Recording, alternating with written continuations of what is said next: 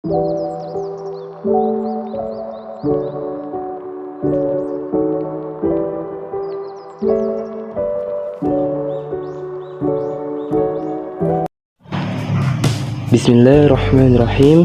Oke teman-teman sekalian, mungkin kalian bertanya-tanya, apa itu kolonial? Oke, kolonialisme disebut penjajah yang menguasai tempat yang dikuasainya.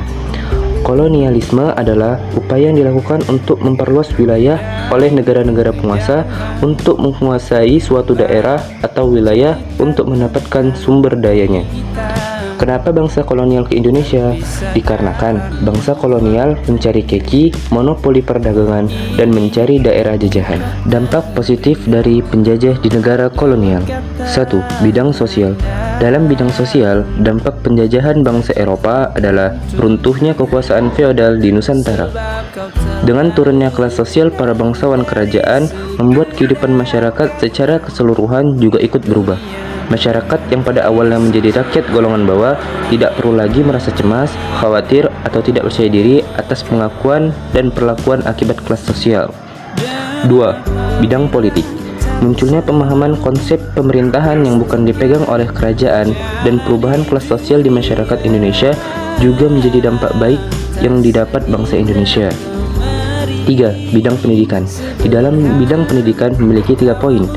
Poin pertama, munculnya golongan-golongan terpelajar di Indonesia. Yang kedua, bangsa Indonesia bisa membaca dan menulis sehingga dapat menjadi tenaga-tenaga kerja di perusahaan Belanda. Yang ketiga, bangsa Indonesia menjadi tahu perkembangan yang terjadi di dunia luar. Dampak negatif kolonialisme Belanda di Indonesia dari berbagai bidang. Dampak negatif kolonialisme di bidang politik. Nah, yang pertama, Dindels atau Rivals sudah meletakkan dasar pemerintahan yang modern. Yang kedua, para bupati dijadikan pegawai negeri dan digaji. Padahal menurut adat istiadat, kedudukan bupati adalah turun-temurun dan mendapat upeti dari rakyat. Yang ketiga, bupati dijadikan alat kekuasaan pemerintahan kolonial. Pamong Praja yang dahulu berdasarkan garis keturunan sekarang menjadi sistem kepegawaian.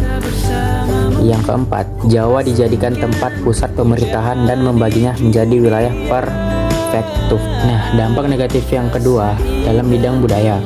Kebiasaan pemerintah kolonial menggunakan bahasa Belanda yang mengakibatkan persamaan kosakata dan bangsa Eropa juga mengenal tarian dansa.